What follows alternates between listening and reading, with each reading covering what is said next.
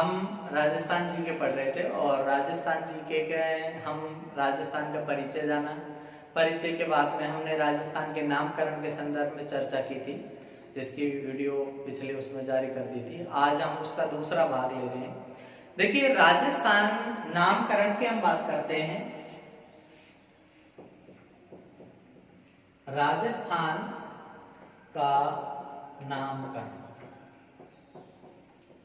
जैसा मैंने पिछली वीडियो में बताया था कि राजस्थान शब्द नया नहीं है। राजस्थान शब्द तो 625 ईस्वी या विक्रम संवत में कहें तो 682 विक्रम संवत में खीमला माता का शिलालेख है। खीमला, जिनको शिमला माता भी कहा जाता है, खीमला माता की शिलालेख में राजस्थान आदित्य नाम के शब्द का उल्लेख मिलता है। लेकिन इस भूभाग के लिए ये शब्द प्रयुक्त नहीं हुआ है। जिस आज हम राजस्थान के नाम से कहते हैं, इस भूभाग के लिए कोई एक शब्द काम में नहीं लिया जाता था। यहाँ पर अलग अलग रियासतों के ऊपर अलग अलग राजाओं का शासन हुआ करता था। जैसे बात करें हम ऊपर यहाँ पर गंगानगर की और हनुमानगढ़ की, तो ये हनुमानगढ़ का जो क्षेत्र है, इस क्षेत्र को पहले जाना जाता था भटनेर के नाम से। भटनेर प्राचीन नाम क्या रहा है इसका? भटनेर। कारण क्या है कि 285 ईस्वी में भूपत भाटी ने जगह बसाई थी, तो भूपत भाटी ने बसाई, उनके नाम पर जगह क्या कहलाती थी? भटनेर। 1805 ईस्वी के बाद बीकानेर रियासत का शासक था सूरत सिंह। सूरत सिंह ने इस किले के ऊपर आक्रमण किया। मंगलवार के दिन विजयश्री हासिल हुई। मंगलवार, जो कि हनुमान जी का वार माना जाता है, उनको लगा कि भगवान की कृपा से साम्राज्य की प्राप्ति हुई, इसलिए हनुमान जी के नाम पर जगह का नाम क्या रख दिया गया? हनुमानगढ़। तो हनुमानगढ़ का पुराना नाम क्या हुआ करता था? भटनेर। ऐसे ही हम बात करें गंगानगर की, गंगानगर का नाम था रामनगर। रामनगर, गंगा सिंह ने विजय प्राप्त की, जगह का नाम क्या हो गया? गंगानगर। संयुक्त रूप से इस क्षेत्र को कहा जाता था योद्धेय। योद्धेय, गंगानगर और हनुमानगढ़ का क्षेत्र संयुक्त रूप से किस नाम से जाना जाता था? योद्धेय। हनुमानगढ़ को भटनेर, गंगानगर को रामनगर। इसी प्रकार से बीकानेर, बीकानेर का प्राचीन नाम था जांगल प्रदेश। जांगल प्रदेश। जोधपुर का राजा हुआ था राव जोधा 1459 में, जिसने जोधपुर नाम का नगर बसाया था। उन्हीं के पुत्र का नाम था राव बीका, जिन्होंने 1465 ईस्वी में बीकानेर नाम का नगर बसाया। तो जगह का नाम क्या हो गया था? बीकानेर। जोधा था, दरबार में था। एक दिन उनका पुत्र बीका दरबार में बैठा हुआ बातचीत कर रहा था। जोधा ने फटकार दिया, कोई नया राज्य बनाएगा क्या? तो बीका अपने नाराज होकर के चला गया और इस जांगल प्रदेश में नए राज्य की स्थापना कर दी। क्या कहलाया? बीकानेर। इसी प्रकार से हम बात करें जैसलमेर की, तो जैसलमेर का प्राचीन नाम रहा है मांड या वल या दुग्गल। मांड या वल या दुग्गल। यहाँ पर मंड नाम की एक जाति थी जो अरब आक्रमणकारियों ने भगा दी। भगा दी वो इस क्षेत्र में आकर के बस गई। जगह क्या कहलाई? मांड या वल या दुग्गल। 1155 ईस्वी की बात है। 1155 ईस्वी में यहाँ पर भाटी वंश का राजा था जैसल भाटी। जैसल भाटी आया, उसने इस क्षेत्र को बसाया। जगह का नाम क्या हो गया? जैसलमेर। मेर का मतलब होता है मेरू, मेरू का मतलब पर्वत। ये क्या है? त्रिकूट नाम की एक पहाड़ी थी यहाँ पर। उस त्रिकूट पहाड़ी के ऊपर किला भी बनवाया, जिसे कहा जाता है जैसलमेर का किला या त्रिकूटगढ़ का किला। चूंकि त्रिकोणी पहाड़ी पर, इसलिए क्या कहते हैं? त्रिकूटगढ़ का किला या सोनारगढ़ का किला, चूंकि पीले पत्थर का प्रयोग हुआ है इसमें। और सूर्योदय और सूर्यास्त के समय जब सूर्य की लालिमा किले के ऊपर पड़ती है तो सोने के समान चमकता है। इस कारण से इसको सोनारगढ़ भी कहा जाता है, सोनगढ़ भी कहा जाता है। तो ये जो किला था, किसने बनवाया था? जैसल भाटी ने।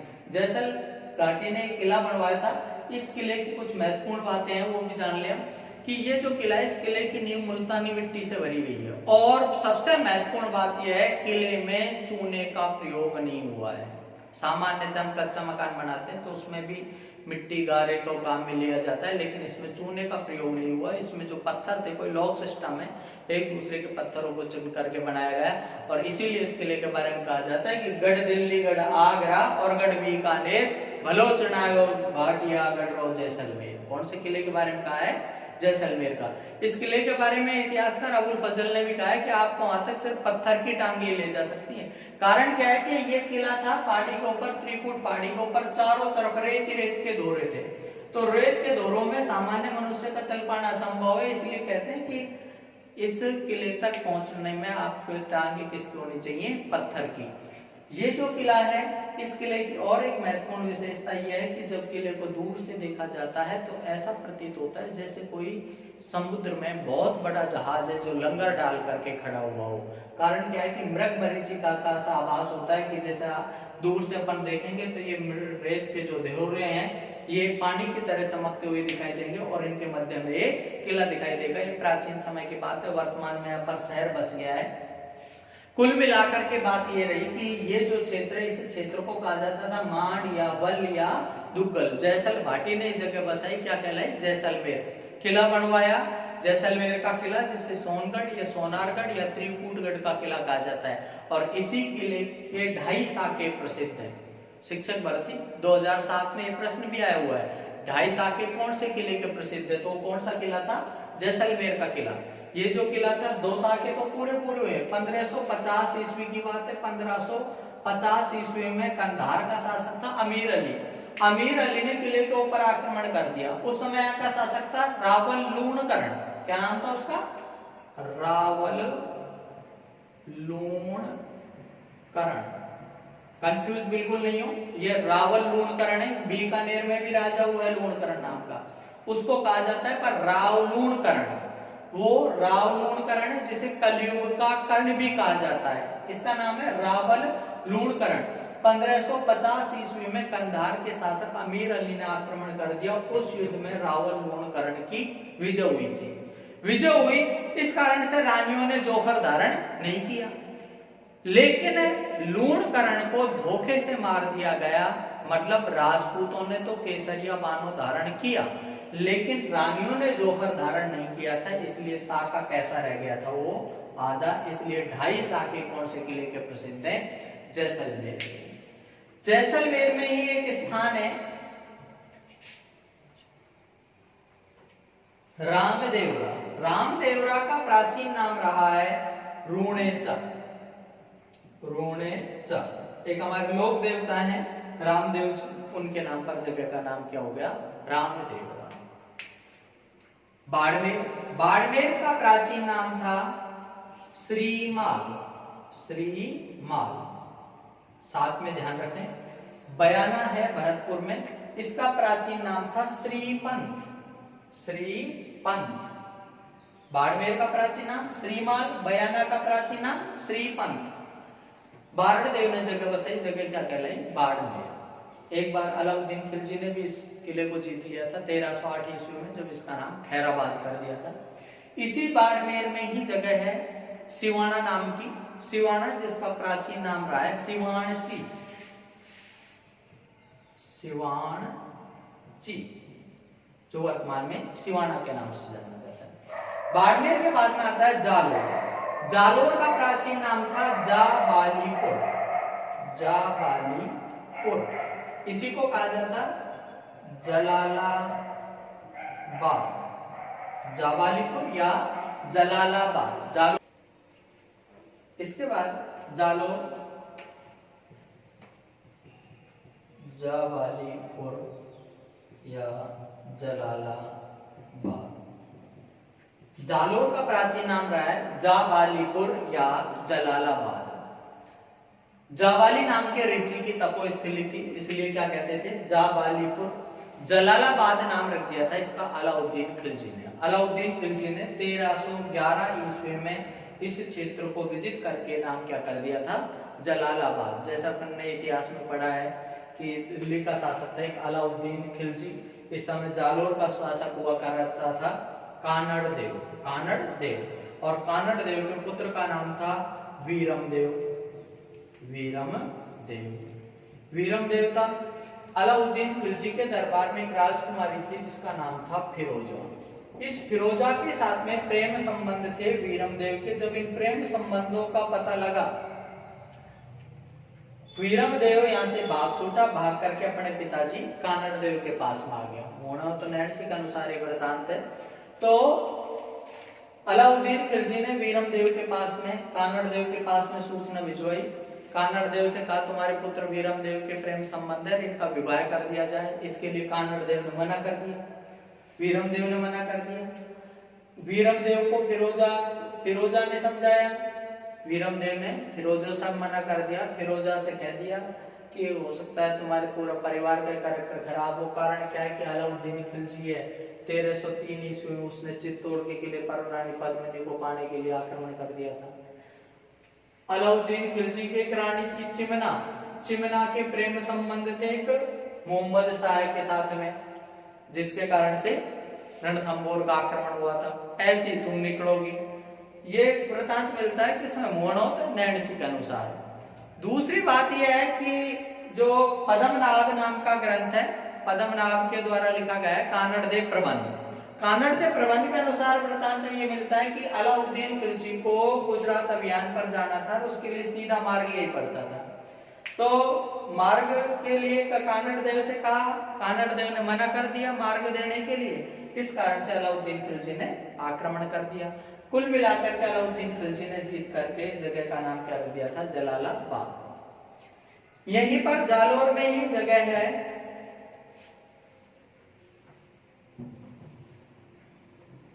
भद्राजून, भद्राजून, भद्राजून जिसका प्राचीन नाम था सुभद्रा अर्जुन, सुभद्रा अर्जुन। ये कहा जाता है कि यहाँ पर सुभद्रा और अर्जुन का विवाह हुआ था। आहोर तहसील में जगह पड़ती है जालोर में, शिव भगवान का मंदिर है कि श्री कृष्ण भगवान ने अर्जुन और सुभद्रा का यहाँ पर विवाह करवाया था। श्री कृष्ण भगवान की बहन का नाम था सुभद्रा, तो इस जगह को कहा जाता था सुभद्रा अर्जुन, और उसको कहते कहते क्या नाम हो गया, भद्राजून। इधर सिरोही, सिरोही का प्राचीन नाम था अर्बुद प्रदेश, अर्बुद प्रदेश। यहाँ पर अर्बुदा देवी का मंदिर है। अर्बुदा देवी जिनको अधर देवी भी कहा जाता है। अधर देवी कहते हैं कि उनके ओठों की पूजा की जाती है। अधर मतलब क्या होता है, ओष्ठ। कि ये किंवदंती है कि माता का राक्षसों के साथ में युद्ध हुआ था और उस युद्ध के दरमियान माता के होठ कटके और आबू पर्वत पर गिरे थे। वर्तमान में भी यहाँ पर पहाड़ी है माउंट आबू की, इस पहाड़ी के ऊपर यहाँ पर एक मंदिर है जो एक शिला लेटी हुई है और एक उसके ऊपर खड़ी हुई है, तो ये माना जाता है माता के होठ है। तो इस क्षेत्र को कहा जाता था अर्बुद प्रदेश। सीहा के नाम पर जगह का नाम क्या हो गया, सिरोही। सिरोही के बाद में उदयपुर, उदयपुर और इसके आसपास का क्षेत्र कहलाता मेवाड़, मेवाड़ या मेदपाट या किवी या सिवी या प्रागवाड़। उदयपुर और उदयपुर के आसपास का क्षेत्र 1559 ईस्वी में राणा उदय सिंह ने जगह बसाई, जगह का नाम क्या हो गया, उदयपुर। इधर यहाँ पर उदयपुर के बाद में है डूंगरपुर और बांसवाड़ा। इस क्षेत्र को कहा जाता बागड़ प्रदेश, बागड़ या वागड़ प्रदेश। और डूंगरपुर बांसवाड़ा के मध्य का क्षेत्र कहलाता मेवल या देवलिया, मेवल या देवलिया। डूंगरपुर और बांसवाड़ा के मध्य का क्षेत्र क्या कहा जाता, मेवल या देवलिया। डूंगरपुर बांसवाड़ा का क्षेत्र बागड़ या वागड़ प्रदेश और मध्य का क्षेत्र मेवल या देवलिया। राजस्थान पुलिस भर्ती परीक्षा में प्रश्न पूछा हुआ है कि डूंगरपुर बांसवाड़ा के मध्य का क्षेत्र क्या है, मेवल या देवलिया। इधर यहाँ पर हम बात करें सिरोही, सिरोही के बाद में है उदयपुर, उदयपुर के बाद में है डूंगरपुर। जैसे ही हम राजस्थान का मानचित्र देखेंगे तो जैसे सिरोही है, सिरोही के बाद में उदयपुर है, उदयपुर के बाद में डूंगरपुर। सिरोही का पूर्वी क्षेत्र, सिरोही का पूर्वी क्षेत्र, उदयपुर और डूंगरपुर, इस संयुक्त रूप से इस क्षेत्र को कहा जाता था भोमट, भोमट महत्वपूर्ण है। पूर्वी सिरोही, पूर्वी सिरोही, उदयपुर, डूंगरपुर, ये क्षेत्र क्या कहलाता, भोमट। शिक्षक भर्ती 2007 में आए हुए एक प्रश्न के कि भोमट क्या है, भोमट क्या है, भोमट एक क्षेत्र का नाम है। कौन सा क्षेत्र, पूर्वी सिरोही, उदयपुर, डूंगरपुर का क्षेत्र क्या कहलाता है, भोमट।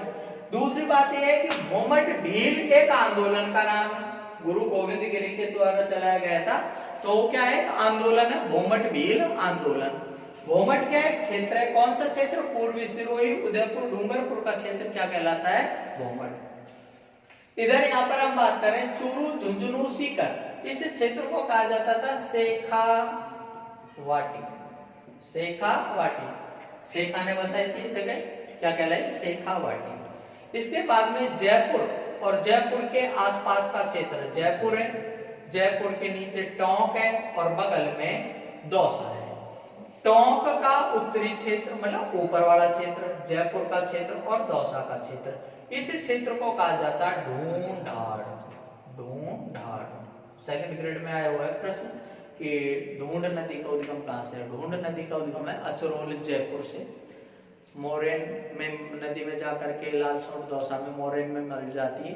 ये जयपुर होकर के प्रवाहित होती है और इस नदी के किनारे क्षेत्र बसा हुआ था, इस कारण क्षेत्र कहलाया ढूंढाड़। दूसरा कारण ये भी माना जाता है कि ढूंढ मतलब होता है टीला, टीले पर बसा होने के कारण संभवतः क्षेत्र ढूंढाड़ कहलाया। और 18 नवंबर 1727 ईस्वी में जयपुर के एक राजा हुए सवाई जयसिंह, सवाई जयसिंह ने इस जगह को बसा करके, यहाँ पर शहर बसा करके जगह का नाम कर दिया जयपुर। इधर यहाँ पर जयपुर में ही जगह है विराटनगर। विराटनगर का प्राचीन नाम था बैराट। क्या नाम था? बैराट। इधर यहाँ पर चाटसू नाम की जगह है, चाटसू, पुराना नाम है इसका चाटसू, वर्तमान में बदल करके क्या कर दिया गया है? चाकसू। ये भी जयपुर में एक स्थान है। ऐसे जयपुर में आमेर, आमेर का पुराना नाम था आमेर, आमेर है। यहाँ पर अंबिकेश्वर महादेव जी का मंदिर होने के कारण जगह को कहा जाता था आम्बेर। आम्बेर से करते करते नाम क्या हो गया? आमेर। ऐसे ही दौसा में जगह है आभानेरी। आभानेरी का पुराना नाम था आभानगरी। आभानगरी से नाम क्या हो गया उसका? आभानेर।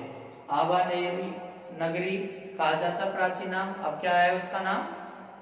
आभानेर। और आभानेर में विशेष ध्यान रखना, यहाँ पर हर्षद माता का मंदिर है और चांद बावड़ी है। 2-3 बार परीक्षाओं में पूछा जा चुका है। चांद बावड़ी कहाँ स्थित है? चांद बावड़ी दौसा में है। दौसा में कहाँ है? आभानेरी दौसा। इसके बाद बात करें हम अलवर की। अलवर का उत्तरी क्षेत्र कहा जाता कुरु प्रदेश। कुरु प्रदेश। अलवर को कहा जाता था साल्व प्रदेश। साल्व प्रदेश या उलूर या अलोर। उलूर या अलोर। यहाँ के राजा थे राजा जयसिंह। इसके बाद अलवर की हम बात करें तो अलवर का जो क्षेत्र है इसको कहा जाता साल्व प्रदेश या उलूर या अलोर। उलूर नाम था इसका। 20वीं शताब्दी की बात है। 20वीं शताब्दी में अलवर के राजा थे जयसिंह। उस समय नरेश मंडलों की स्थापना हो गई थी। हमारे राजाओं ने ईस्ट इंडिया कंपनी से संधि कर ली। उसके बाद में राजाओं ने भी अपना एक समूह बना लिया था, वही हमारी कोई समस्या हुई तो हम एक साथ में रख सकें।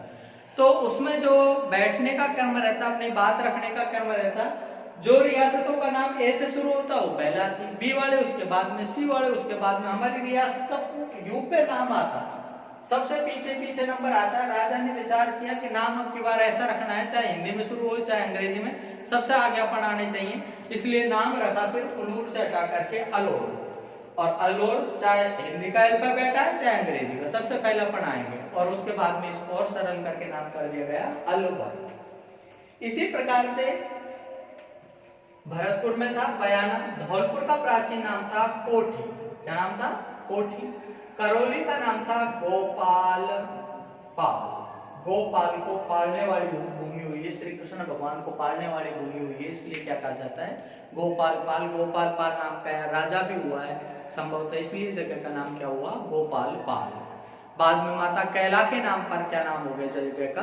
करौली। अब बात यह है अलवर, भरतपुर, धौलपुर, करौली मतलब ABCD, इस क्षेत्र को संयुक्त रूप से कहा जाता था मत्स्य प्रदेश। मत्स्य प्रदेश। अलवर, भरतपुर, धौलपुर, करौली का क्षेत्र क्या कहा जाता? मत्स्य प्रदेश। इनमें से एक को छोड़ करके मतलब BCD, भरतपुर, धौलपुर, करौली का क्षेत्र कहा जाता सूरसेन, सूरसेन। अलवर, भरतपुर, धौलपुर, करौली, मत्स्य प्रदेश, भरतपुर, धौलपुर, करौली, सूरसेन। इधर यहाँ पर कोटा, बूंदी, झालावाड़, ये जो क्षेत्र है ये कहलाता है या हाड़ौती प्रदेश, है या हाड़ौती प्रदेश। कोटा, बूंदी, झालावाड़, बारा का क्षेत्र क्या कहा जाता है या हाड़ौती प्रदेश। चित्तौड़गढ़, चित्तौड़गढ़ का प्राचीन नाम था खिजराबाद, खिजराबाद। खिजराबाद नाम रख दिया था 1303 ईस्वी की बात है। 1303 ईस्वी में दिल्ली का शासक था अलाउद्दीन खिलजी, जो अपन राजस्थान के इतिहास में पढ़ेंगे मेवाड़ के में, कि 1303 में अलाउद्दीन खिलजी ने चित्तौड़गढ़ को जीत लिया था और जीत करके अपने पुत्र खिजर खां के नाम पर क्या रख दिया था, खिजराबाद, और यहाँ का प्रशासक खिजर खां को बना दिया था। भीलवाड़ा है यहाँ पर। भीलवाड़ा के बात करें हम तो भीलवाड़ा और ये जो ऊपर जहाजपुर की तहसील है भीलवाड़ा में, और टोंक का दक्षिणी क्षेत्र, जैसे टोंक का उत्तरी क्षेत्र तो मैं ये मिटा रहा हूं, जैसा भी बताया था ढूंढाड़ के क्षेत्र में टोंक का उत्तरी क्षेत्र तो आ गया ढूंढाड़ में, टोंक का दक्षिणी क्षेत्र में है मालपुरा तहसील, और भीलवाड़ा का उत्तरी क्षेत्र है यहाँ पर है अपने जहाजपुर तहसील। ये जो क्षेत्र था इस क्षेत्र को कहा जाता खैराड़ और माल खैराड़, माल खैराड़, खैराड़ और माल खैराड़। इधर यहाँ पर प्रतापगढ़, प्रतापगढ़ का प्राचीन नाम था काठल प्रदेश, काठल प्रदेश। काठल मतलब होता है किनारा, ये माई नदी के किनारे पर स्थित था, इसलिए क्या कहा जाता है इसको, काठल प्रदेश। इधर यहाँ पर जोधपुर की बात करें तो जोधपुर का प्राचीन नाम था मरु प्रदेश, मरु प्रदेश या मारवाड़, मारवाड़। राव जोधा ने जगह को बसाया, जगह क्या कहलाई, जोधपुर। नागौर का प्राचीन नाम था अहीच छत्रपुर, अहीच छत्रपुर। अही मानी क्या होता है, सर्प, सर्पों की छत्र छाया होने के कारण से जगह क्या कहलाता है, अहीच छत्रपुर। और बाद में भी नाम जो बदल करके रखा नागौर, नाग मानी क्या होता है, सांप, सांपों की ठोर। सांबर का प्राचीन नाम था सैपादलक्स, क्या कहा जाता था, सैपादलक्स। इसी प्रकार से भीलवाड़ा में जो बदनौर नाम की जगह है इसको कहा जाता था वर्धनपुर। भीलवाड़ा के बदनौर का पुराना नाम था वर्धनपुर। ऐसे ही नाथद्वारा की हम बात करें, जिसे आज नाथद्वारा कहा जाता है राजसमंद में, इसका प्राचीन नाम था सिहाड़, सिहाड़, सिहाड़ नाम का गांव था ये। यहाँ पर श्रीनाथ जी की मूर्ति की स्थापना करवाई गई 1672 ईस्वी में। तो जब श्रीनाथ जी की मूर्ति की स्थापना हुई तो जगह का नाम क्या हो गया, नाथ द्वारा। कुल मिलाकर के बात यह निष्कर्ष है, इस पूरे भूभाग के लिए कोई एक शब्द प्रयुक्त नहीं होता था। अलग अलग रियासतों पर अलग अलग राजाओं का शासन था और उनके नामकरण के ऊपर या कोई भौगोलिक स्थितियों के नाम पर इन क्षेत्रों का नामकरण कर रखा था। सबसे पहले इस भूभाग के लिए, समस्त भूभाग के लिए पहली बार कोई शब्द काम में लिया गया था 1800 ईस्वी में जॉर्ज थॉमस के द्वारा।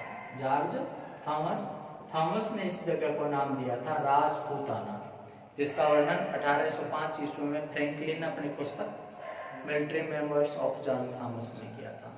और उसके बाद में 1829 ईस्वी में इस भूभाग को कर्नल जेम्स टॉड ने नाम दिया था रजवाड़ा।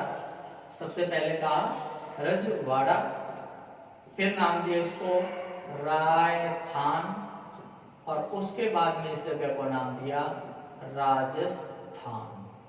क्रमशः सबसे पहले क्या कहा था, रजवाड़ा, फिर रायथान, फिर राजस्थान।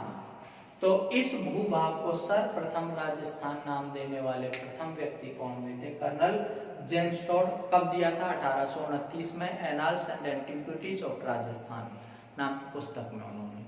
इसका दूसरा नाम भी है central and western Rajputana states of India. लेकिन इनके कहने से राजस्थान नहीं हो गया, राजस्थान नाम संवैधानिक रूप से पड़ा है 26 जनवरी को, 26 जनवरी 1950 पी सत्यनारायण राव समिति की सिफारिशों पर इस राज्य का नाम संवैधानिक रूप से राजस्थान का पड़ा 26 जनवरी 1950। तो ये था हमारे राजस्थान के नामकरण के संदर्भ में कुछ महत्वपूर्ण सी बातें। धन्यवाद। जय हिंद।